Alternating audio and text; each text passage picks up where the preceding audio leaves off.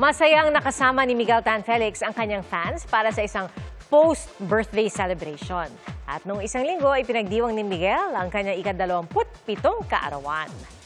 Kababalik lang ng Kapuso actor mula sa kanyang solo backpacking trip sa 3 bansa sa South America.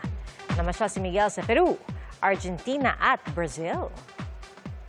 Ito raw ang kanyang regalo sa sarili, imbes na bumili ng mamahaling relo. Dami kong cities na napuntahan, nakadalawang Wonders of the World ako, yung Machu Picchu, pati yung Christ the Redeemer. So, very grateful ako sa trip na to. Special din siya sa akin dahil first time ko mag-celebrate nga ng ako lang mag-isa, nasa ibang bansa, hindi kasama yung family. And maganda, dami ko rin natutunan sa trip na to actually.